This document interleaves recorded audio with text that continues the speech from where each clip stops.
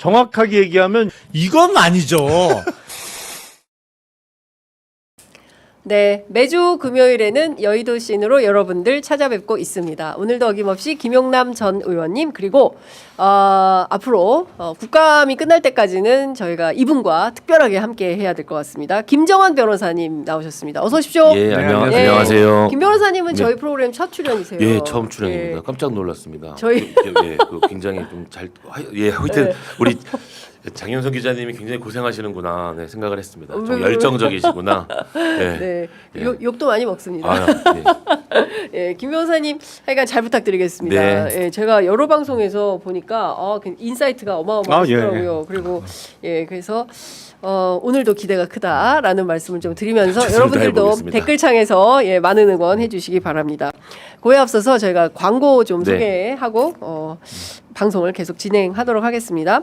자, 첫 번째 소개할 광고는 저희 프로그램에 처음 들어오는 반려견 관련된 광고입니다. 이번에 소개할 제품은 반려견 눈물 자국 고민을 제대로 짚은 영양제인데요. 바로 라이프팻 아이즈라는 상품입니다.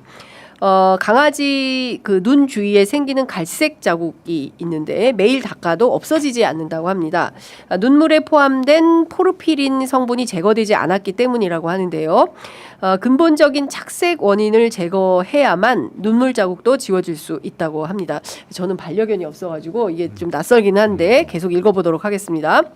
한 번 시작된 착색은 눈, 입, 발바닥 착색까지 이어질 수 있어서 영양제를 통한 직접적인 원인을 배출시켜줘야 한다고 해요.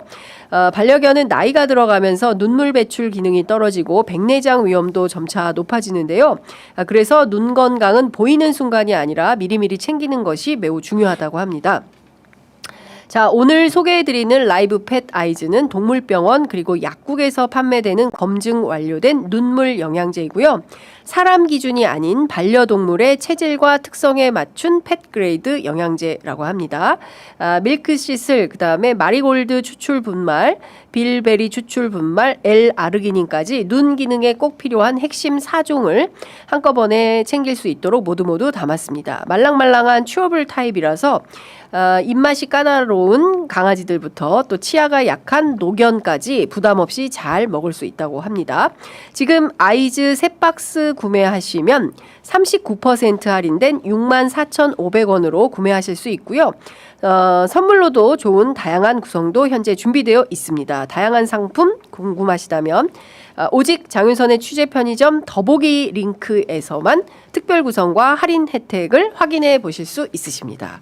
혹시 집에 강아지 기르시나요? 늘 키웠는데 예. 이제 그 최근에 무지개 다리를 건넌 이후에는 아이고. 늘 어렸을 때부터 전 항상 강아지와 같이 있어서 예. 이런 게 있는지 몰랐거든요. 저는 솔직히 제가 먹어야 되는 초콜릿인 줄 알았는데 근데 지금 말씀하시는데 실제로 강아지 키우시는 분들은 한 번씩 다 고민하시거든요. 그 눈 옆에 여기 까맣게 이렇게 하는 게 있어요, 실제. 그리고 그 개의 노화가 네. 눈으로 오거든요. 아, 그래요? 갑자기 제가 광고에 진심인 사람이 돼버렸는데 예. 좀 말씀 듣고 보니까 와 이런 게 있구나 싶네요. 그렇구나. 네네. 의원님도 강아지 기르십니까? 저는 애들 키울 돈도 모자라서 거기까지 여력이 없습니다. 의원님 저하고 형편이 비슷하시네요. 네. 저희도 사실 그렇습니다. 자, 두 번째 소개해드릴 광고는 브리츠 이어폰입니다. 국내 최초 블루투스 6.0 이어폰으로 빠르고 안정적인 연결이 가능합니다. 올해 8월 21일 처음 출시된 상품이라고 하고요. 액티브 노이즈 캔슬링 및 주변 소리 청취 모드가 탑재되어 있습니다. 충전 케이스를 통해서 3회 재충전이 가능하고요. 중간 볼륨에서 약 32시간 동안이나 사용하실 수 있는 상품이라고 합니다. 13mm의 고감도 유닛을 탑재해서 임팩트 있는 사운드를 제공합니다. 생활방수 설계로 일상 속의 땀과 비의 접촉에도 안심하고 착용이 가능합니다. 새 제품 정상가 79,000원에서 400개 한정 핫딜가로 49,000원에 구매가 가능합니다. 지금 네이버에 검색하시면요. 실제로 79,000원에 팔고 있는 상품인데 저희 취재 편의점에서만 49,000원 핫딜가로 모십니다. 이거 사실 분들은 지금 사셔야겠네요. 예, 전용 링크를 통해서만 구매가 가능하니까 지금 유튜브 더보기 창을 내용을 확인하시면 될 것 같습니다.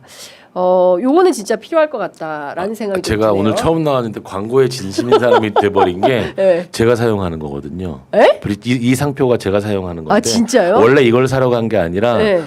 그 유명한 다른 걸 사러 갔다가 예. 가격 차이가 너무 좀 나더라고요. 그래서 굳이 그러면 이게 잘 잃어버리니까 싼 걸 한번 사볼까 했는데 전혀 안 불편한 거예요. 예. 예. 굉장히 만족도가 높은 제품입니다. 그렇구나. 야. 근데 진짜 진심으로 말씀드리는 건데 뭔가 광고하러 나온 사람 같아서 굉장히 뭔가 그래도 효능감이 좀 있습니다. 아니 진작 모실 걸 그러니까. 그랬어요. 진작 오늘 보니까 광고 완전 요정이야. 요정이네. 네, 네. 와, 거의 구교형에 버금가는 광고 네. 요정이 저희 취재 편의점에 나오셨다. 아무래도 고정하셔야 될 것 같다라는 생각이 들 정도입니다. 자, 하나하나 말씀을 좀 들어보겠습니다. 우선 어제 대통령 100일 기자회견 어떻게 보셨는지 그것부터 좀 여쭐게요. 김영남 의원님 어떻게 보셨습니까?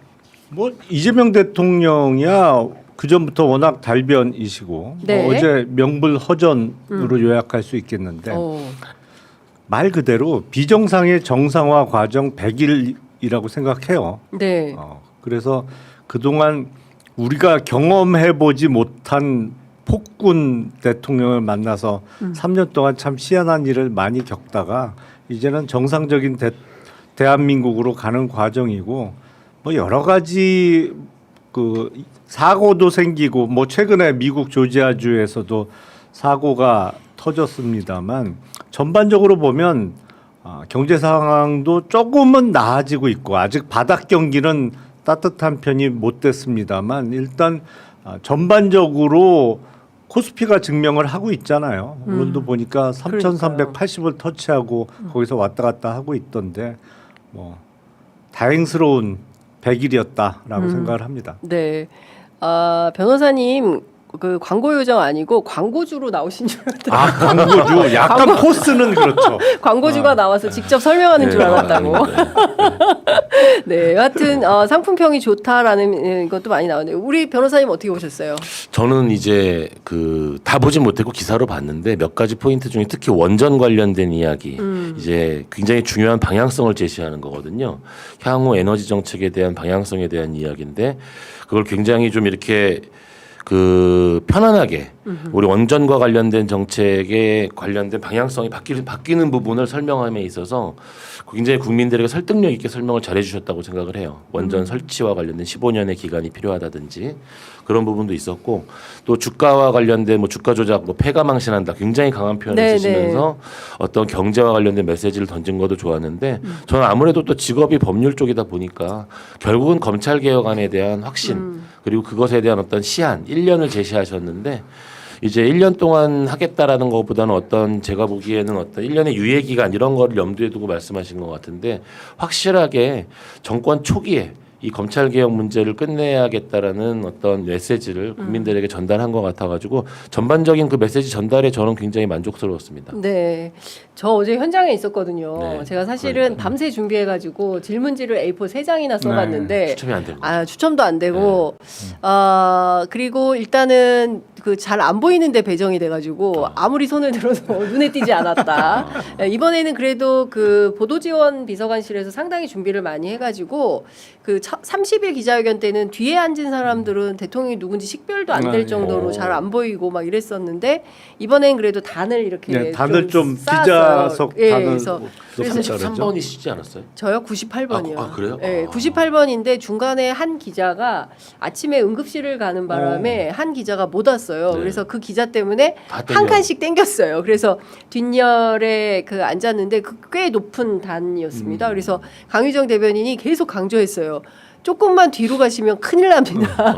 생방송 도중에 뒤로 넘어가는 사고가 발생할 수 있으니까 제발 앞으로 당겨서 앉아달라라고 해서 앞으로 당겨. 저도 그 왜 이재명 대통령 트럼프하고 회담할 때 그 의자의 뒤쪽으로 기대서 앉는 게 아니라 앞쪽으로 당겨서 허리를 고추 세워서 앉으셨잖아요. 저도 그렇게 2시간 반을 솔직히 말하면 우리 9시부터 가 있었거든요. 3시간 반을 이게 중간에 옆에 모 지역 언론사 선배는 12시 되니까 벌떡 일어나서 나가시더라고요.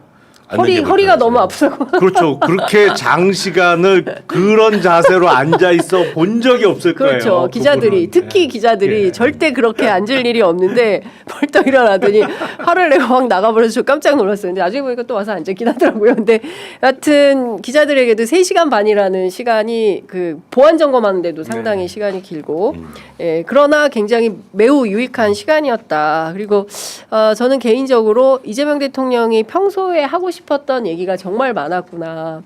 저 여러분들한테 취조 당하러 나온 거 아니거든요.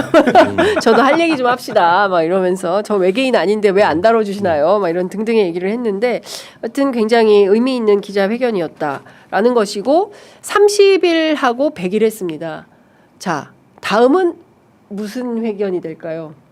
저는 6개월 6개월? 정도 되는 시점에 기자회견이 있지 않을까요? 6개월. 그러니까 보통은 1년 연 그렇죠. 단위로 맞아요. 하다가 그것도 건너뛰지. 나중에 맞아요. 보면 예, 안 하고 예, 지지율 떨어지면 막 안 하고. 역대 대통령들이 그냥 예. 어영부영 건너뛰는데 저는 1년까지는 너무 멀고 예, 6개월. 6개월 정도에 한 번 더 있지 않을까요? 반년을 평가하면서. 예. 어떻게 보세요? 자주 하면 좋을 것 같아요. 네. 그리고 이재명 대통령님 어떤 그 말씀하시는 스타일 자체가 설득력이 있기 때문에 네.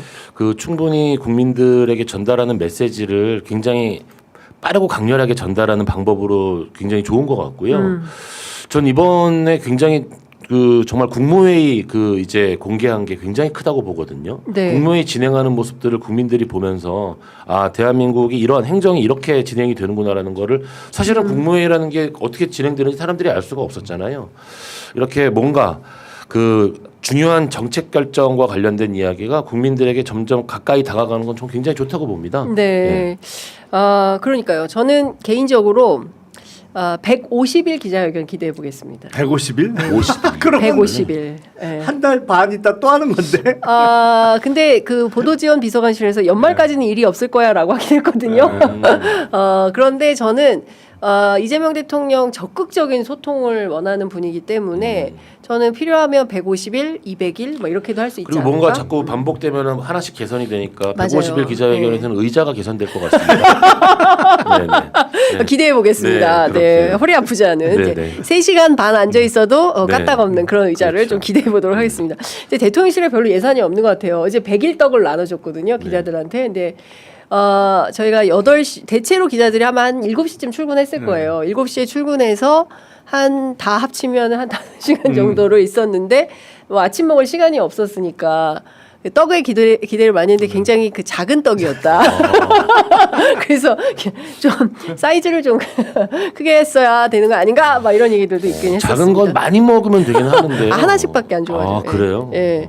근데 하여튼 예산 아끼는데 진심이신 그런 것 분이니까. 같아요. 근데 돈은 진짜 예. 이재명 대통령은 네. 돈에 대해서는 정말 진짜 많이 쓸데없는 돈 쓰는 용산에 거는 들어간 진짜 것부터 시작을 해가지고 예. 뭐 여러 가지 옷이라든지 이런 것들 다 이제 그대로 맞아요. 입자 이런 것들 저는 예. 되게 좋은 거라고 그런 봐요. 것 같습니다. 어제 그 내란 특별재판부 검찰 개혁에 대해서 세게 얘기를 했습니다. 이제 하나하나 말씀을 좀 여쭤봐야 될 것 같은데요. 이게 무슨 위헌이냐 이런 말씀하셨어요? 그러니까 우리 헌법에 보면 네.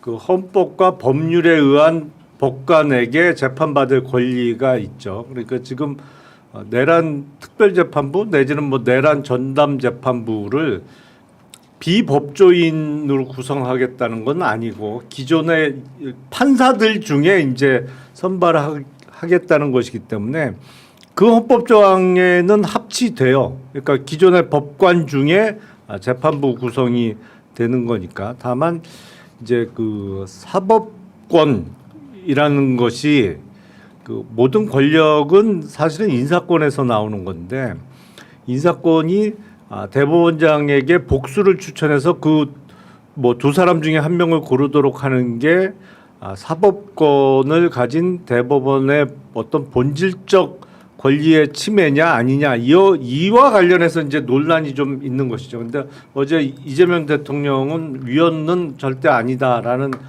의견을 분명히 했고 이게 위헌성 여부를 가리는 것보다는 사실은 내란 전담 재판부를 막상 설치했을 때 실익이 무엇이냐를 따져봐야 될 것 같아요.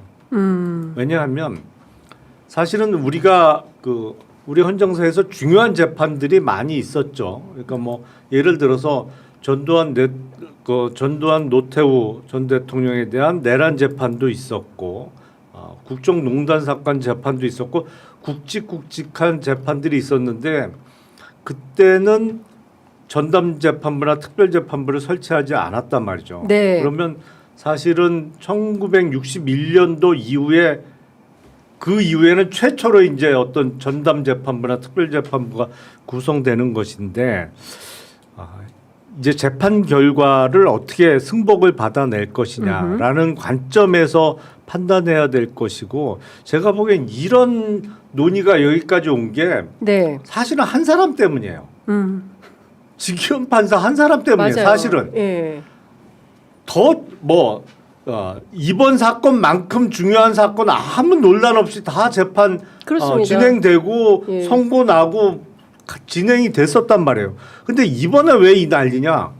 재판장이 이상한 거예요. 솔직히 그렇죠. 말씀드리면 맞습니다. 그 한 사람이 이상하기 때문에 여기까지 온 거예요. 그래서 지귀현 판사를 감싸는 법원이 더 이상하다. 아니, 그러니까. 더 수상하다 이런 네. 거잖아요. 예. 그러다 보니 이거를 이 특별재판부 얘기가 더 진전되기 전에 사법부의 어떤 자정 기능으로 해결하는 게 맞지 않나. 지금이라도. 그렇죠. 그러니까 감찰 결과 내놓고 감찰 결과에 따른 인사 조치 내지는 재판에서 배제하는 조치가 잇따르면 더 이상 논의 안 해도 돼요.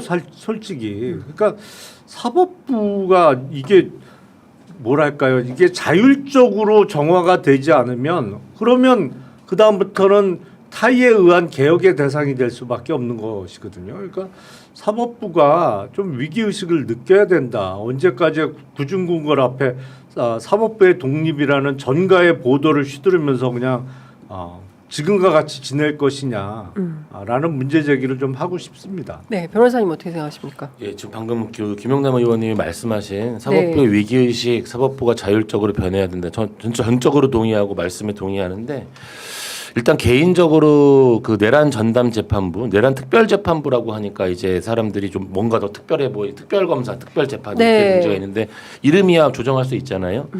뭐 위헌이 아니라는 부분에 대해서는 일단 제가 조그마한 헌법전을 항상 갔어요. 어머 세상에, 어머 그런 책이 있어요? 네네네. 야 어디서 만든 거예요? 너무 한번 보여주십시오. 네네. 저런 책이 있대요. 헌법, 대한민국 헌법. 예. 아, 요건 이제 노무현재단에서 만들어서 이제 그렇구나. 주문하는데, 배포하는 거구나. 예, 제가 뭐 이제 뭐 헌법 가르치고 하는 사람 주머니에 넣고 네, 다니잖아요. 예. 읽어드릴게요. 헌법 101조 2가 어떻게 돼 있냐면 2항입니다. 법원은 최고법원인 대법원과 각급 법원으로 조직된다라고 돼 있고 102조 3항이 대법원과 각급 법원의 조직은 법률로 정한다라고 돼 있거든요. 이 법률로 정한다라는 걸 우리가 이제 헌법학적으로는 입법 재량이라고 해요. 그 입법 재량이라고 하고, 이 각급 법원, 즉 그러니까 대법원과 각급 법원이라는 어떤 그 하위의 어떤 법원들을 법률로 정할 수 있는 법원 조직법의 어떤 이 재정 권한 자체가 국회에 있기 때문에 어제 이재명 대통령께서 하신 말씀은 사실이고요. 네, 맞는 말이고, 이제 우리 김영남 전 의원님이 어떤 조금 더 사법부의 자율과 이런 부분들을 말씀을 하셨지만, 이게 모든 제도는 사실 처음 만들어질 때 굉장히 어떤 반발이 심하게 돼 있거든요. 그러니까 특별검사 제도가 만들어질 때 현직 검사들은 아마 굉장히 좀 답답하고 힘들었을 거예요. 이게 그 조폐공사 파업 유도, 그리고 그 김태정 검찰총장 온로비 사건 때 처음 특별검사 제도가 만들어졌는데, 그 당시 특별검사 제도가 처음 만들어졌을 때는 대한민국 검찰 제도가 마치 흔들리는 것처럼 사람들이 했지만, 지금은 어떤 특정 사건들이 일어나면 특별검사 제도가 만들어져야 된다는 것에 대한 국민적인 반감이 없잖아요. 앞으로 특별재판부, 그러니까 전담재판부가 만들어지게 되면 이제 특별검사제도와 함께 가게 되거든요. 예. 그러니까 제도라는, 그러니까 충분히 만들어질 수 있는 제도고, 국민들이 충분히 그 국민들이 원한다면 만들 수 있는 제도다라는 점. 예. 저는 그 부분을 좀 강조하고 싶습니다. 네. 예. 근데 어쨌든 지금 뭐 위헌이냐 아니냐를 둘러싸고는 조희대 대법원장이 오늘 법원장 회의를 열어가지고 네. 이제 각을 좀 세우려고 하는 거 아닌가. 근데 또 뭐 중앙일보도 오늘 보니까 가볍게 볼 일이 아니다 대통령이 뭐 이런 사설을 쓰면서 일종의 이제 조희대 대법원에 힘을 실어주는 이런 모습을 보이고 있거든요. 뭐 법원이 이렇게 나온다 한들 국회에서 또 이걸 멈출 리 없고 대통령의 뜻을 확실히 했기 때문에 특별재판부는 가는 거다 이렇게 또 봐야 될 여지는 없겠습니까? 누가 얘기하시는 게 좋을까요? 요새는 뭐 입법이 얘기가 나오면 네, 순식간에 입법이 통과가 돼요. 사실은. 네, 예. 맞아요. 뭐 이게 어제 확 통과됐어요. 어제 통과됐잖아요. 덧셈 본회의에서. 특검법 바로 통과됐습니다. 네. 요새는 뭐 한 달이 안 걸리는 것 같아요. 네. 얘기 나오면 네. 쫙 진행이 되기 때문에 그래서 입법이 의외로 빨리 진행될 수도 있어 보이는데 사실은 저는 그렇게 생각합니다. 이제 방금 말씀하신 대로 법원의 조직에 대해서는 이제 입법을 통해서 정하도록 되어 있죠. 법원 조직법이라는 걸 통하는데 근데 제 견해로는 거기서의 조직과 구성은 예를 들어서 뭐 어디에 신설법원을 설치한다. 예를 들어서 뭐 인천 서부지원인가요? 인천지방법원 어디 검단 신도시 쪽에 새로 지금 짓고 있는 법원이 있는데 그런 어떤 어느 지역에 어떤 법원을 설치한다든지 뭐 이런 구성과 관련한 거는 입법 사항인 게 분명하고 다만 그 법원의 재판부를 구체적으로 어떤 사람으로 채울 거냐 이게 과연 입법 사항이냐 네. 요게 좀 논란이 있을 수가 있거든요. 그래서 이 논란은 꽤 오래 갈 것 같아요. 그러니까 입법이 통과되고 나서도 사실은 그리고 법원은 결사적으로 반대할 겁니다. 근데 제가 늘 드리는 말씀이지만 네. 전선을 확대하면 안 돼요. 전선을 확대하면 불리하다. 네. 그래서 지금 뭐 검찰 개혁 지금 진행 중이고 그리고 정부 조직법 안이 나와서 검찰청 폐지는 거의 확정 단계에 들어섰습니다만 저는 늘 주장해요. 한 번에 하나씩 하자. 하나씩 하고 한 번에 여러 개 하려고 하다가는 이게 의외로 벅차질 수가 있다. 예. 그 원님 키포인트는 법원이 그냥 넘어가지 않을 거다. 굉장히 그 반대를 세게 할 거다 이렇게 예고편을 저는 띄우신 그렇게 생각합니다. 건데요. 예. 그 우리 김 변호사님도 그렇게 생각하십니까? 글쎄요. 법원장 회의에서 어떤 이야기가 나올지 모르겠지만 저는 생각보다 내심 법원장님 중에서는 지금의 사법개혁 방향에 동의하시는 분들도 꽤 있을 거라고 보거든요. 조희대 대법원장이 다 임명하신 분들임에도 불구하고 임명하신 분들임에도 불구하고 대법관의 숫자를 늘리는 부분이라든지 그 내란 전담 재판부가 만들어지는 거는 이제 현직 검사들이 특검 제도에 대해 굉장히 부정적이었지만 이제 특검 제도가 생기니까 오히려 특검에 가고 싶어 한단 말이죠. 네. 네, 특검 자체가 굉장히 어떤 검사들의 자신의 능력을 보여줄 수 있는. 그러니까 판사 입장에서는 뭐 내란 전담 재판부의 판사가 되는 건 굉장히 큰 영광으로 볼 수도 있는 거거든요. 네. 예, 그런 관점도 좀 있을 것 같고요. 그 법원이 반발을 한다라는 거는 결국 네. 그 지금까지의 어떤 기득권과 관련된 문제에서 그것들에 대해서 양보를 할 수 없다라는 건데 결국 모든 것에 선행하는 것은 국민들의 의지거든요. 예. 내란 전담 재판부에 대한 여론이 조금 더 강화되면은 사실 피할 수 없을 거라고 보고요. 네. 이러한 여론이 강화되는 과정 자체가 지금 절차라든지 진행이 잘못되고 있는 현재 재판부에도 굉장히 중요한 사인 시그널을 줄 거라고 생각을 해요. 네. 그래서 진지하게 내란 전담 재판부 논의는 좀 지속될 필요가 있다고 봅니다. 저는. 네. 하여튼 뭐 좀 지켜보도록 하겠습니다. 그리고 그 보안 수사권 문제에 대해서도 대통령이 사실은 굉장히 신중론을 어제 설파를 했습니다. 이것 때문에 민주당 안에서도 상당히 갑론을박이 있었던 게 사실인데 이 부분에 대해서는 두 분 어떻게 생각하십니까?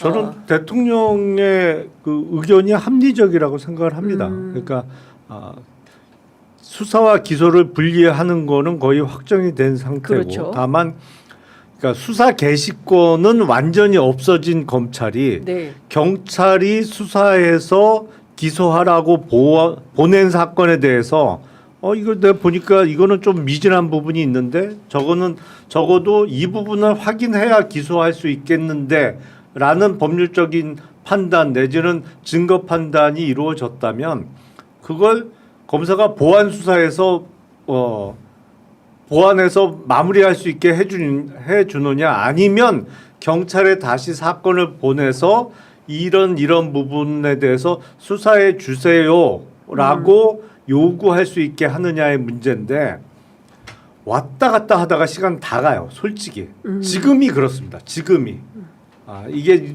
문재인 정부 때 이루어진 이른바 검경 수사권 조정으로 수사지휘권이 폐지되고 이제 요구하도록 되어 있는데 한 번 가면 함흥차사예요. 경찰 입장도 마찬가지입니다. 사건을 이제 기소 의견으로 검찰에 보냈으면 빨리빨리 처리가 돼야 되는데 묵혀요.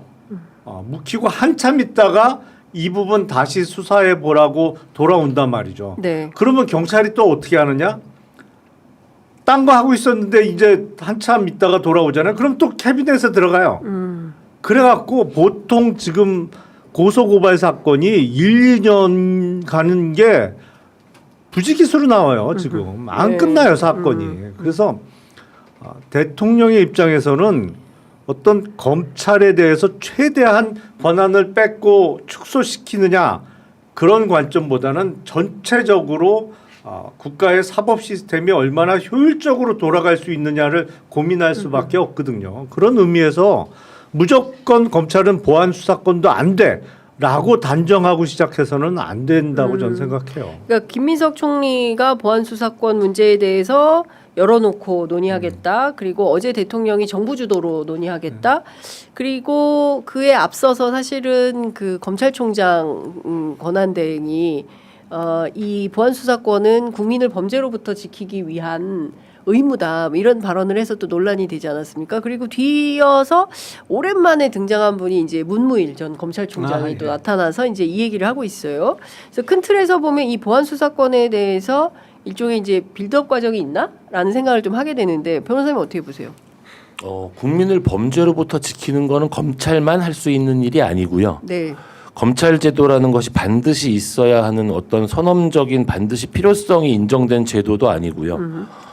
저는 그러니까 모든 설계는 사람을 믿는 것이 아니라 어떤 그 사람이 아닌 그 최악의 상황을 상정하는 거거든요. 대한민국의 어떤 가장 강력한 검찰 제도가 탄생할 수 있었던 것은 어떤 일제 시대의 경찰의 악행, 정말 최악의 경찰을 상정했기 때문에 이걸 어떻게 수사 지휘를 하느냐에 검찰의 권한을 굉장히 많이 준 역사적 배경이 있습니다. 네. 그렇다면 지금 검찰을 개혁하는 과정에서는 최악의 검찰을 상정할 필요가 있거든요.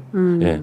그렇게 놓고 봤을 때 과연 보안 수사권을 유지하고 주는 것이 저는 바람직한 방향은 아니라고 생각을 해요. 물론 사람들마다 좀 그 수사 범위와 관련된 생각도 좀 다르지만 경찰 내부에서의 통제 같은 방향도 분명히 만들어질 수가 있고 모든 제도는 완벽할 수 없다는 차원에서 봤을 때 저는 이 보안 수사권을 논의가 결국 검찰이 수사권을 계속 쥐겠다라는 논의의 연장선에 있다고 좀 보는 입장이거든요. 그리고 이제 그 보안 수사권이 아니라 보안 수사 요구권으로 갔을 때 검찰이 빠르게 수사할 수 있는 어떤 그런 부분에 있어서 뭔가 핑퐁이 되면서 수사기관이 굉장히 지연되고 이런 문제가 발생을 한다 그랬는데 이게 제가 현직에서 형사사건을 주로 하는 변호사는 아니지만 몇 네. 가지 형사사건을 해보니까 이게 어떤 제도의 문제가 아니라 이 사건을 담당하는 그 개인의 또 차이가 있어요. 네. 똑같은 명예훼손 사건이라도 정말로 빠르게 처리를 할 수 있는 경찰이 있는 반면에 그렇지 않은 분들도 있고 이게 묵히고 한참 있는 문제가 제도의 문제가 아니더라고요. 사람의 문제예요. 네, 사람의 문제로 좀 잠깐 어떤 경찰을 만나느냐. 그러니까 근데 우리가 그러면 어떤 검사를 만나느냐에 따라서 이 검사가 보안 수사 좋은 검사가 보안 수사권을 가지면 당연히 피해자 입장에서 너무 좋겠죠. 예. 근데 저는 조금 더 제도 설계에 있어서는 조심할 필요가 있지 않나 그런 생각을 하거든요. 근데 그 얘기는 하더라고요. 그 최혜병 사건에서 경북경찰청 같이 그냥 뭉개고 있을 경우에 이거를 어떻게 하냐. 그러니까 이를테면 경찰이 이제 그 수사 통제를 받지 않는 상황에서 경찰이 모든 걸 그냥 다 정리한다라고 하면은 뭐 뇌물죄도 그냥 덮을 수 있고 뭐 다 무죄 나오고 뭐 이런다 뭐 이런 등등의 얘기도 나오는 거잖아요. 근데 뭉갠다라는 것에 대해서 사실은 검찰이 뭉갠 사건을 보면은 더 많아요. 오히려 더 많고 더 훨씬 더 문제가 있는 사건들이 악랄하고 더 훨씬 정치적인 사건에서 그런 뭉갠 경우들이 훨씬 많죠. 많다. 지금 저기 나경원 대표 그 사건이라든지 그렇죠. 우리 사건이라든지 이런 것들 진행되는 6년째 재판 중인 과정을 보면은 그러니까 이게 어떤 경찰 단계에서의 뭉개는 사건을 검찰이 잘 할 수 있다. 이거는 하나의 예일 뿐이고요. 그런 반대의 예는 또 얼마든지 들 수 찾을 수 있거든요. 있다. 네. 그러니까 이게 최초의 검찰 설계를 굉장히 강한 검찰을 설계해 놓고 우리가 너무 오랜 시간 70년을 살았어요. 그 시스템에서. 그러니까 이게 바뀌는 것은 굉장히 사실 두려운 일일 수도 있고요. 분명히 부작용들이 발생을 해요.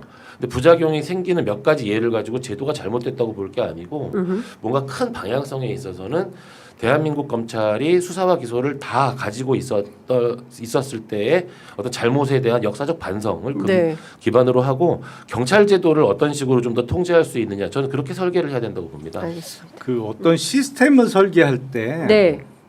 개인의 어떤 그 차이 내지는 뭐 훌륭한 경찰도 있고 뭐 나쁜 검사도 있고 뭐 그거는 어느 조직이나 뭐 훌륭한 사람이 있고 처지는 사람도 있고 그렇죠. 그렇죠. 근데 개인의 차이를 강조하면서 시스템을 설계하면 그건 맞아요. 시스템이 아닌 거죠. 사실은 시스템은 평균을 놓고 설계를 해야 되는 거고 네. 그 시스템으로 운영됐을 때 평균적으로 어떤 시스템의 결과값이 가장 낫느냐 아니면 나을 수 있느냐를 염두에 두고 설계해야 되는 것이고 제가 알기로는 우리가 건국 이후에 검찰이 무소불위의 권력을 계속 행사했던 건 아니에요. 모든 국가기관이 그 흥망성쇠가 있습니다. 그러니까 건국 초기엔 경찰이 셌어요. 누가 뭐래도 경찰 경찰이 그리고 군인이 셌어요. 총을 가진 사람들이 셌어요. 네. 그러다가 60년대 이후에는 중앙정보부 내지는 안기부 지금의 국정원이 어마어마하게 셌죠. 검사도 옛날엔 공안 검사가 잘 나갔잖아요. 그러니까 그렇죠. 의원이 공안 80년대부터 검사 아닙니까, 의원님? 저 공안도 했죠. 그러니까 검찰의 극성기는 사실상 네. 1990년대부터 시작됐다고 보는 게 맞아요. 왜냐하면 그때부터 사실은 전직 대통령도 구속하고 그리고 굵직굵직한 뭐 재벌 수사라든지 어떤 정치인 관련된 수사를 그래도 나름대로 독자적으로 하기 시작했거든요. 80년대까지만 해도 그런 수사가 불가능했어요. 그러니까 검찰의 극성기는 1990년 이후인데 한 30년 정도의 극성기를 누린 거예요. 그러다가 이제는 쇠퇴를 본격적으로 하기 시작하는 겁니다. 근데 우리가 과거에 경찰 잘못한 일 많죠. 네. 뭐 사실은 민간인 학살 부분이나 이런 데서 결코 자유롭지 못하죠. 그러면 경찰이 나쁜 짓을 많이 했다고 그러고 경찰을 완전히 박살을 내고 없앴어야 되느냐? 아니면 국가정보기관 과거에 잘못한 걸 들면서 완전히 기능을 거의 없애버렸어야 되냐? 그건 아닌 것이죠. 그러니까. 어제 얘기한 장독대 발언이 바로 그 얘기. 그렇죠. 그런 취지죠. 알겠습니다. 한마디만 저 네. 붙이면 저는 사실 우리 사회에 여러 가지 선입견들이 있는데 선입견을 벗어나서 살 수는 없지만 어떤 직업을 가졌을 때 사람들이 와 제가 굉장히 세다. 쟤는 이제 앞으로 굉장히 출세했다. 굉장히 권력을 가졌다라고 특정하는 직업들이 몇 개 없거든요. 대한민국에서 현재 검사는 아직까지 그런 지위를 누려왔고요. 그럼 그런 선입견들이 왜 생겼을까라고 봤을 때 실질적으로 검사들이 어떤 수사와 기소를 독점하면서 가졌던 폐해뿐만이 아니라 실질적으로 누릴 수 있었던 굉장히 많은 권력이 있었다고 생각을 해요. 예, 그렇기 때문에 법치주의의 방향은 권력을 분산시키는 거고 내가 검사가 됐다. 검사로서 할 수 있는 일이 많지 않구나. 저는 이게 법치주의의 방향이라고 보거든요. 알겠습니다. 예, 어떤 직업 자체가 뭔가 할 수 있는 일이 저는 어떻게든 견제와 균형의 원리를 맞춰야 된다고 생각합니다. 알겠습니다. 그 외교부 기자단 긴급 공지가 와서 하나 소개해드리겠습니다. 조지아를 출발한 항공편 착륙 시간이 3시 24분. 이고요. 그 다음에 조현 장관 항공기는 5시 40분 도착 예정이고요. 조현 장관 도착 이후에 기자들과의 간단한 질의응답이 예정되어 있다. 아마도 이제 이게 라이브로 중계될 것 같은데요. 오후 3시 24분 그리고 오후 5시 40분 특히 이제 조현 장관 안전한 귀국과 그다음에 조현 장관이 와서 비자 문제에 대해서 러트닉 상무장관하고 또 그 루비오 장관하고 비자 문제 어떻게 해결했는지 그 부분은 이제 여러분들께서 주목해서 보셔야 될 것 같다라는 말씀 좀 드려야 될 것 같고요. 11시 30분에 국회의원 송원석 의원에 대한 징계안이 제출된다고 합니다.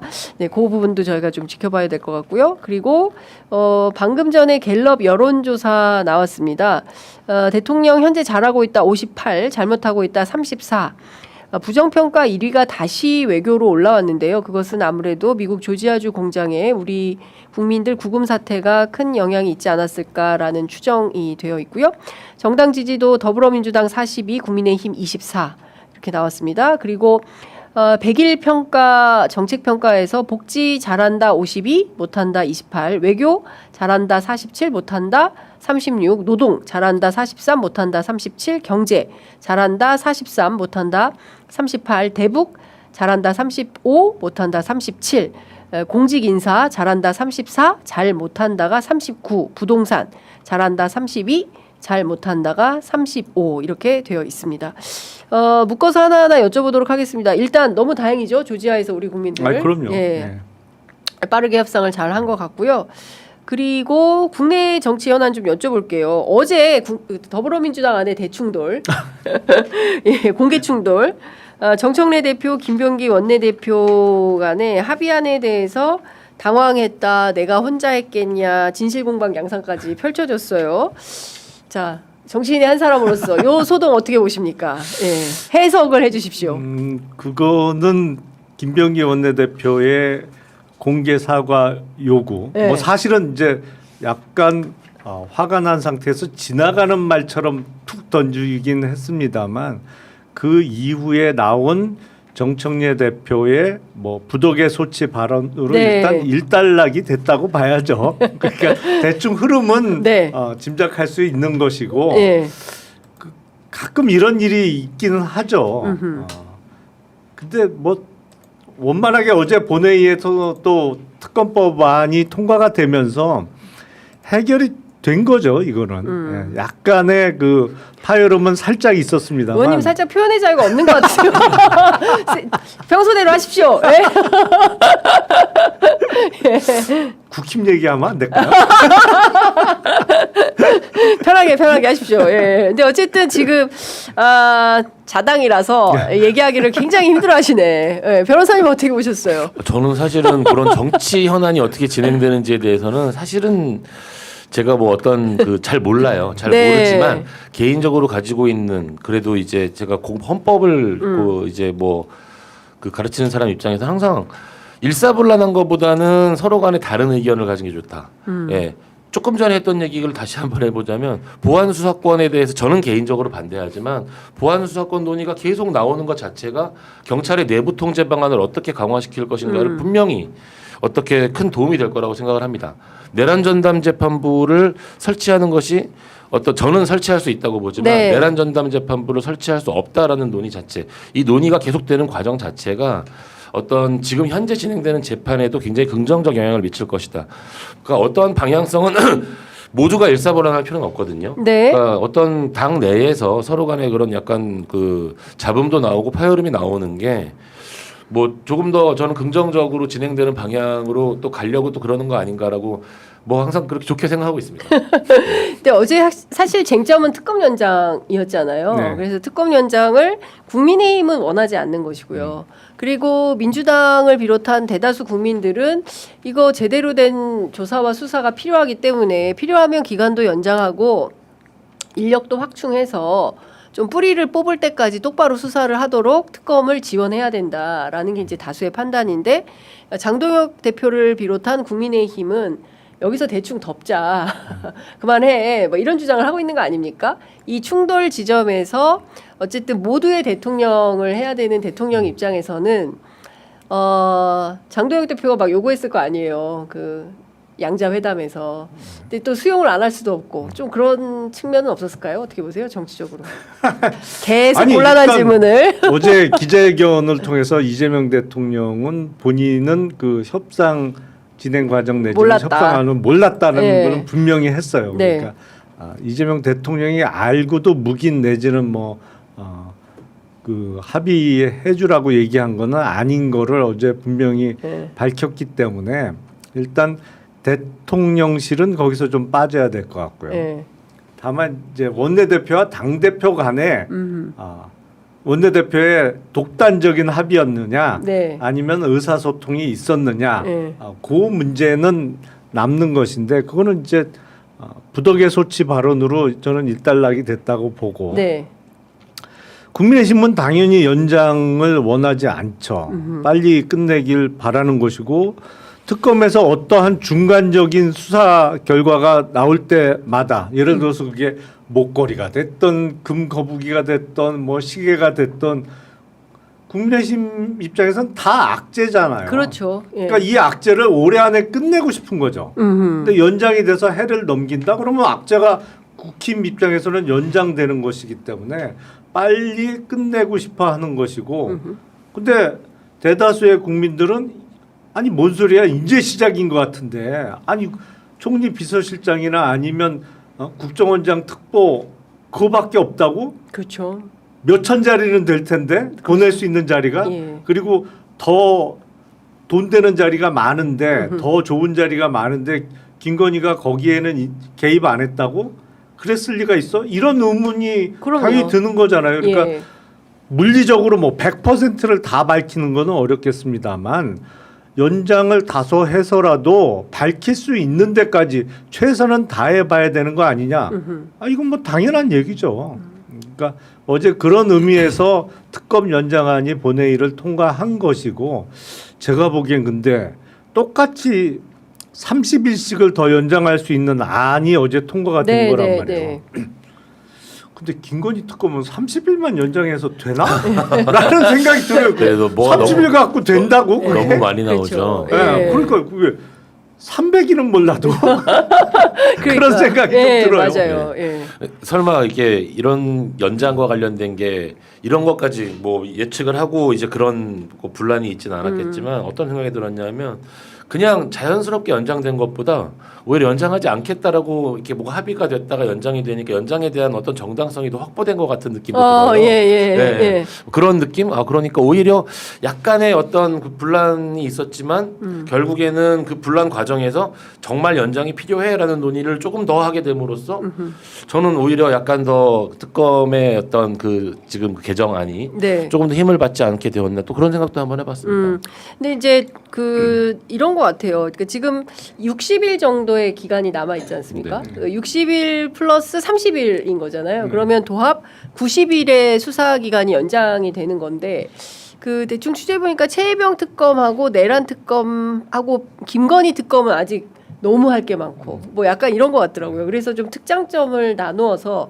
김건희 특검에 조금 시간과 인력을 더 몰아줘서 더 센 수사를 할 수 있도록 그 할 필요는 있는 거 아닌가. 저도 선택과 집중이 좀 필요하다고 필요한 거 아닌가. 왜냐하면 생각해요. 최혜병 특검은 네. 대충 다 좀 된 것 같고. 네, 그리고 선택과 집중 말씀해 주셨는데 네. 그러니까 특검이 이제 사건에 관련 사건으로 이제 사건을 계속 하다 보면 사건은 계속 늘어날 수밖에 없거든요. 네. 저는 어느 정도 그 이제 선을 정해서 하면 마침 지금이 뭐 중수청이 정확하게 아직 정부조직법이 통과된 건 아니지만 네. 새로운 어떤 수사와 관련된 조직이 탄생을 해서 자기들이 이런 능력을 가지고 있고 우리가 이렇게 할 수 있다라는 걸 보여줄 수 있는 좋은 시기거든요. 네. 또 어떠한 이제 그 수사와 관련된 더 많은 부분들은 새로 탄생될 뭐 중수청이라든지 그런 어떤 수사 조직에 뭐 아껴두어도 괜찮을 것 같다는 생각입니다. 네.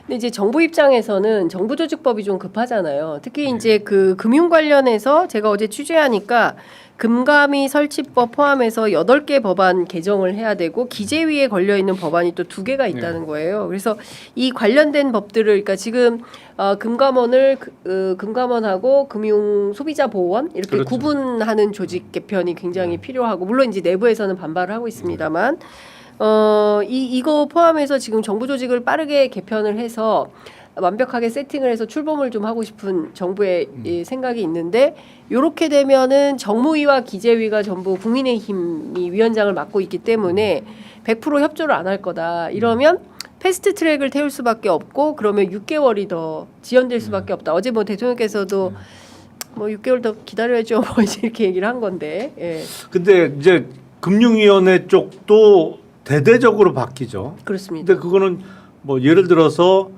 국힘하고의 협조가 안 이루어져서 6개월 미룬다? 뭐 저는 미룰 수 있다고 생각해요. 근데 그 기재부는 또 다르죠. 왜냐하면 예산 기능을 떼어내기로 그렇습니다. 했잖아요. 근데 예. 이게 6개월이 늦어지면 내년이 되는 거잖아요. 그렇죠. 그러면 이게 어떻게 되냐면 기획예산부의 신설이 늦어지면 예산은 1년 단위로 짜기 때문에 이게 1년이 늦어지는 거예요. 그러니까 네. 이게 그래서 그거는 좀 더 금융위원회의 개편보다 좀 더 심각한 문제 같아요. 그렇게 되면 네. 자칫 잘못하면은 그러니까 예를 들어서 내년이 2026년도인데 2026년도에서 새로 분리돼서 신설된 기획예산부에서 27년 예산을 짜야 되는데 이게 늦어지면 2028년 예산부터 적용 새로운 안 된다. 조직에서 손댈 수 있게 될지도 모르거든요. 왜냐하면 사실은 봄부터 예산 작업을 해요. 기재부에서 해서 각 부처에 내년도 소요 예산 뭐 네. 해라 뭐 해갖고 예, 쭉 취합하는 과정을 쫙 거쳐서 그래서 9월 1일 날 그 정부 안이 국회로 넘어오는 시스템이거든요. 네, 그래서 예. 이거는 6개월이 늦어지면 사실은 1년씩 뒤로 밀리는 거예요. 심각하네. 예. 그래서 사실은 그게 제일 보통 심각한 문제가 아닌데. 아 그렇죠. 예. 그러니까 그런 그 세세한 내용까지 감안을 하면 예. 빨리 그 정부 조직법이 통과가 되고 확정이 될 필요는 분명히 있습니다. 근데 대통령께서는 그래도 이거를 뭐 내란하고 이렇게 야합할 수는 없다는 의사는 분명히 한 건데 네. 이거 좀 두고 봐야 될 것 같아요. 왜냐하면 이거 정말 패스트트랙에 의존할 수밖에 없을 정도의 타임 스케줄로 가느냐 네. 아니면 여야 합의로 보통 정부 초에 그 정부조직법은 야당도 협조를 해줬었거든요. 네. 물론 그게 안 된 경우도 있었어요. 윤석열 정부 때처럼. 그때는 여가부 폐지 등을 맞아요. 비롯해서 그 민주당이 동의하기 어려운 예. 안이었기 때문에 네. 그랬습니다만 요거 진행은 좀 지켜봐야 될 것 같습니다. 네. 그 어쨌든 지금 뭐 정부 조직 개편 때문에라도 여러 가지 그 국회와 그리고 또 대통령실과 뭐 이렇게 소통해서 여러 가지 이슈들이 생기는 것 같다라는 생각도 좀 듭니다. 송원석 의원 제가 아까 말씀드린 대로 이제 징계안이 올라가는데 진짜 너무 심각한 망언을 한 거 아니겠습니까? 그리고 저는 그 뒤에 이어진 저 최고위원 전문 김재원 최고위원 4연속 최고위원. 4연속 최고위원 예, 김재원 최고위원이 그런 심정인 사람들이 많다 이런 얘기를 한 거잖아요. 뭐 한 사람뿐이겠냐 뭐 이런 얘기를 한 건데 이런 분위기면은 여야 협치를 기대하기는 굉장히 어려운 거 아닌가요? 관련해서 장동혁 대표가 최근에 이런 얘기를 했어요. 용산 대통령 이재명, 여의도 대통령 정청래, 충정로 대통령 김어준, 삼통 분립의 시대를 열었다. 뭐 이런 주장을 해서 또 논란이 일고 있는데 국민의힘을 어떻게 해야 되냐? 이게 파트너로 알고 계속 협치를 해야 되느냐? 아니면 무시하고 그냥 민주당 중심으로 가야 되느냐? 국회에선 고민이 상당히 많을 것 같습니다. 어떻게 보십니까? 송원석 원내대표는 빨리 사과해야 돼요. 사과 안 할 것 같은데. 그러니까 근데 예. 그 사실은 혼잣말이라고는 했습니다만 네. 주위 사람들이 다 듣게 했잖아요. 그 송원석 원내대표 앞에 앉아 있던 그 국힘 소속의 국회의원도 네. 그 순간에 웃잖아요. 웃으면서 머쓱해서 그런지 일어서서 나가더라고. 예. 그러니까 이게 또 혼자만 들리게 한 얘기도 아니고 그리고 그 내용을 보면 더 황당한 그렇죠. 거잖아요. 그건 내란이 성공하길 바랬다는 얘기밖에 안 되는 건데. 그렇습니다. 예. 그건 입에 담을 수 있는 얘기가 아니잖아요. 근데 예. 이걸 옹호하는 발언이 또 국힘 쪽에서 나오니 그렇습니다. 이러면 이제 진짜 내란당에서 벗어나질 못하는 거죠. 그러니까 빨리 사과하고 그 넘어가야 되고 근데 사과를 안 하면 윤리특위에 제소는 될 텐데 뭐 국회 윤리특위라는 게 제대로 기능한 적이 거의 없기 때문에 네. 뭐 결과물이 나올지는 모르겠습니다만 이러면 국힘은 정말 수렁에서 헤어나올 수 없는 거예요. 계속 내란당으로 계속 남는 것밖에 안 되고 장동혁 대표가 이른바 삼통시대 얘기한 거는 이게 대단히 권위주의적이고 그냥 단순히 권위주의적이 아니고 폭군 대통령을 경험한 게 장동혁 대표의 의원 경험의 전부이기 때문에 그렇습니다. 왜냐하면 장동혁 대표는 국회의원 된 지 딱 3년 된 그러니까 분이에요. 점오라고 그러더라고요. 아니 그런데 그러니까 윤석열 정부가 시작된 이후에 국회에 들어온 거예요. 그러니까 장동혁 대표가 국회의원으로서 경험한 정치는 대통령이 여당 당대표도 찍어서 만들어내고 그러니까 김기현 대표 네. 만들어내고 그렇게 당대표가 된 여당 대표는 대통령 앞에서 찍소리도 못하고 야 이렇게 해. 그러면 네 하고 그냥 무조건 그쪽으로 네. 줄을 쫙 쓰는 것만 경험한 거예요. 그리고 그러니까 대통령 여당 대표 그리고 뭐 특정 언론사 이렇게 삼위일체만 경험을 했는데 삼위일체. 아 이거 보니까 이재명 정부 들으니까 다 다른 얘기하네. 결이 다르네. 이건 문제 있는 거 아니야? 근데 네, 원내대표랑 당대표가 본인 막 경험이 문제가 있는 거야. 본인이 이상한 시절을 경험한 거예요. 되게 중요한 얘기, 네. 되게 중요한 인사이트를 주셨어요. 네, 네. 왜냐하면 사람은 경험의 한계가 인식의 한계라고 저는 거기까지는 생각을 못 해봤거든요. 그냥 그 어떤 특유의 어떤 국민의힘 특유의 어떤 그런 거라고 생각을 했는데 네. 경험에 비추어 보면 진짜 그렇게 판단할 그러네요, 수 있겠네요. 진짜. 예. 본인은 사실은 계속 판사 역할을 예, 하고 예, 하다가 그 전직 판사라는 게 굉장히 약간 좀 의아할 정도로 좀 편향된 발언을 많이 이제 해가지고 좀 놀랐었거든요. 놀랐었는데 의원이 된 다음에 어떤 경험이라든지 그런 거를 좀 연결시켜 보면은 약간 이해가 되는 부분도 있네요. 아니 그 장동혁 대표 입장에서는 네. 여당 당대표가 대통령하고 결이 다른 얘기를 하네? 아니면 보기에 따라서는 들이받는 거 아니야? 어떻게 이런 일이 일어날 수 있어? 근데 원래 그런 거예요 민주주의가. 아니 그러니까요. 그래서 이 국민의힘을 협치의 대상으로 삼아야 되느냐 아니면 그냥 정당 해산으로 가야 되느냐 이 갈림길에서 지금 몇 달을 또 우리가 이렇게 가고 있는 거거든요. 김 변호사님은 어떻게 생각하세요? 사실은 우리나라의 정당 해산과 관련된 또 중요한 결정이 네. 정말로 그 아주 오래전 일도 아니고 있었잖아요. 그 결정의 내용에 비추어서 적용을 하면 국민의힘은 위헌정당 해산 대상이 됩니다. 예. 그 정도로 이제 그 여러 가지 문제가 있는 건데 근데 사실 정치의 본질로 돌아가 보면 정치는 통합을 추구하지만 그 통합 과정에서는 서로 간에 다른 의견을 가지고 치열하게 싸우는 거거든요. 영국 상원을 보면은 서로 간에 마주보게 만들어 놓고 거리를 두는데 그 거리가 창이 닿지 않는 거리라는 상징이란 게 있다 그러더라고요. 상대방을 창으로 찔러 죽이고 싶은 거예요, 원래. 아이고야. 예, 원래는 그런데 그 창의 거리보다 조금 더 길게 놓고 네. 우리는 말로 싸운다라는 상징을 두고 그러니까 사실은 이제 저는 납득할 수 없거든요. 네. 그런 어떤 국민의힘에서의 어떤 내란과 관련된 그런 여러 가지 납득할 수 없지만 또 그런 부분에 대해서 아직도 뭐 동조하는 국민들이 있는 것이고 저는 자연스럽게 투표라든지 어떤 그런 부분들 선거 과정을 통해 가지고 국민의힘이 저는 뭐 그 심판을 받아야지 어떤 제도적인 위헌법률 심판 위헌법률 그러니까 위헌정당 해산으로 가는 거는 바람직하진 않다고 생각을 해요.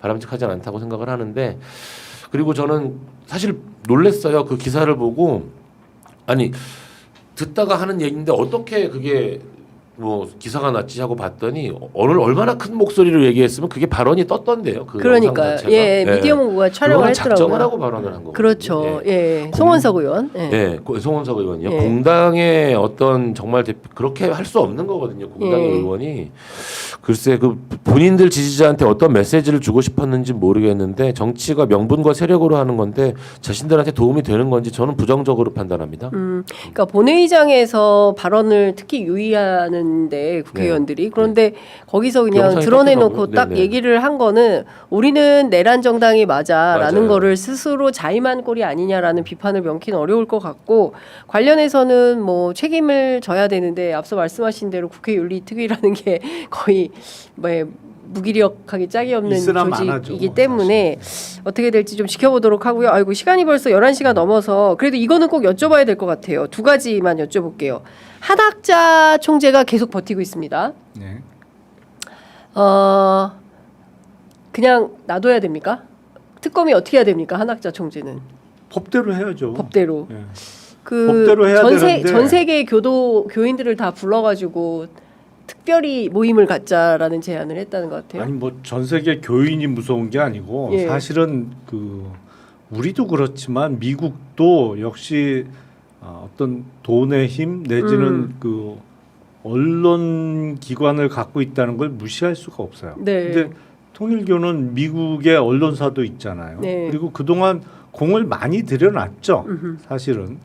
그러다 보니까 한학자 총재의 수사와 관련해서 뭐 폼페이오 전 그러니까요. 미국 국무부 장관이라든지 킹그리치 전 하원 의장이 뭐 그런 황당한 메시지를 내는 거 아니에요? 그러니까요. 사실 그게 다 심이지. 예. 그러니까 역시 이번 그 특검 수사에 있어서의 분수령은 통일교 수사를 어떻게 하느냐예요. 김건희 특검 핵심은 그렇죠. 예. 그걸 성공적으로 해낼 수 있느냐 그 여부가 분수령이 될 수밖에 없다고 생각을 합니다. 네. 법대로 해야죠. 근데. 법대로 해야 된다. 예. 김 변호사님은 어떻게 보세요? 저는 사실은 이 부분에 대해서 그러니까 이 수사를 하는 사람 입장에서는 수사하는 사람들 눈에 그리고 수사하는 사람들의 서류에서 통일교를 빼야죠. 통일교를 빼고 그 사람의 뒷 배경으로 있는 통일교가 어떤 역할을 하고 무엇을 지금 뭐 소집령을 내리고 이런 것들은 결국 어떤 압력을 넣겠다라는 건데 어떤 방식으로든지 압력이라는 거는 모든 수사에 있을 수밖에 없거든요. 네. 그러니까 통일교라는 이름을 자꾸 언급을 이제 하는 것 자체가 수사에 방해가 되는 일들이 된다고 생각을 하고 좀 이제 그런 부분에 대한 이제 이분이 그냥 한학자일 뿐이지 통일교 한학자가 아니다. 아니다. 네. 예. 개인 차원의- 한학자. 네, 개인 한학자죠. 개인 네. 한학자의 접근으로 저는 그게 그런 관점이 필요하다고 생각합니다. 피의자 한학자. 그럼요. 예, 이렇게 네. 봐야 된다. 네, 네. 예, 알겠습니다. 종교 얘기 하나만 더 해볼게요. 오세훈 시장이 특검이 김장환 목사, 이영훈 목사 수사 선을 넘었다. 예의로 임해야 된다. 예의로 임해라. 예의로 임하면 그냥 덮으란 얘기인가요? 무슨 얘기야? 예의로 임하. 예의로 임해라. 예. 그 존경받는 원로 목사다. 존경과 예의를 다해서 수사해라. 참고인 신분임에도 압수수색 이어서 소환까지 강요하고 있는 거 아니냐. 오세훈 시장 오늘 워딩입니다. 그러니까 그 지금까지 참고인 신분인 건 맞죠. 네. 근데 압수수색의 대상은 넓을 수 있어요. 꼭 피의자만 예를 들어서 그런 거죠.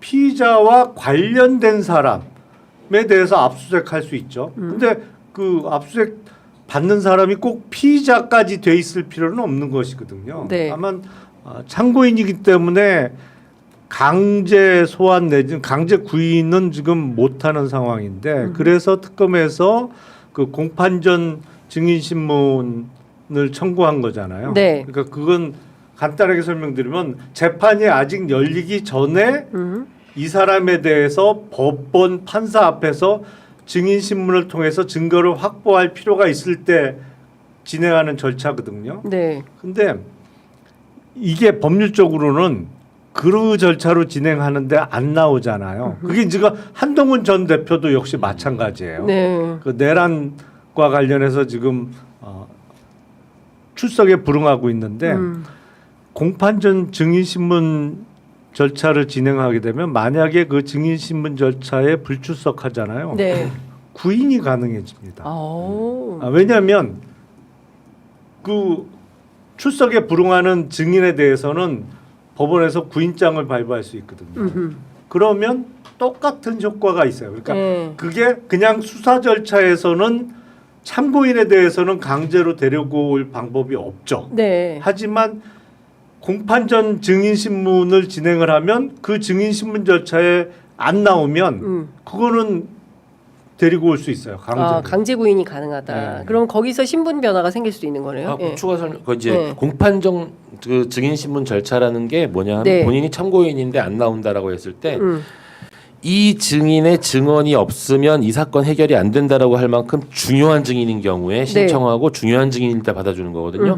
그래서 방금 우리 김영남 의원님이 말씀하셨듯이 법정에서의 구인 이런 것들이 가능해지는 것이고요. 네. 우리 생각보다 형사소송법이 판사들이 그런 그 재판 형사 진행과 관련돼 가지고 사실은 뭐 압수수색인 이런 것들 다 판사 중심으로 이루어놨어요. 네. 그래서 꼭 필요한 절차를 판사가 우리 진행할 수 있다는 거. 그리고 조금 전에 저는 사실 오늘 지금 들었거든요. 오세훈 시장님이 그 목사의 수사가 선을 넘었다. 네, 네, 저 네. 지금 앉아서 들었는데 네. 수사는요 예. 원래 선을 넘어서 하는 거예요. 수사를 어떻게 선을 지키면서 수사는요. 네. 뭐 목사건 그 사람이 목사건 교수건 대통령이건. 대통령이건 그 선을 넘어서 하는 거기 때문에 네. 아 수사를 잘하고 있다라고 생각하시면 되는 겁니다. 아 수사를 잘하고 있다라고 오세훈 시장이 칭찬한 걸로. 네, 네, 아 네. 그렇게 네, 그럼요. 특검의 수사를 칭찬한 네. 거다. 수사를 예의 갖춰서 하고 있네 그러면 수사를 잘못하고 있는 거죠. 그러네요. 네. 예, 오세훈 시장이 특별히 네네.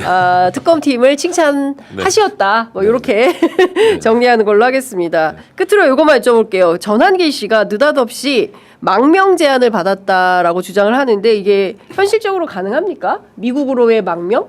그냥 하는 얘기죠. 아니 몇 달 전에도 망명 신청했다고 한 사람이 있었는데 그냥 들어왔어요. 그러니까. 하고 예. 뭐 전환기 씨도 그냥 요새 보니까 거리가 없는 것 같아요. 아 그쪽에 예, 거리가 왜냐하면 국힘 전당대회가 진행되고 있을 때는 그쵸. 장사 잘했죠. 잘했죠. 예. 근데 끝나고 나서 장동혁 대표가 뭐 알게 모르게 거리두기를 좀 하고 있잖아요. 그렇습니다. 당신은 의병이야. 의병은 뭐야? 네. 관직이 없어야 의병이 되는 거지. 그러니까, 아무것도 안 줄 거야. 그러니까 네. 당직 받을 생각하지 하지 마. 마라. 당신은 의병이야. 이렇게 거리를 두면서 이게 때거리가 없어지고 있단 예. 말이에요. 점점. 어. 그러다 보니까 미국 망명 뭐 이런 소재로 삼은 거 아닌가 싶어요.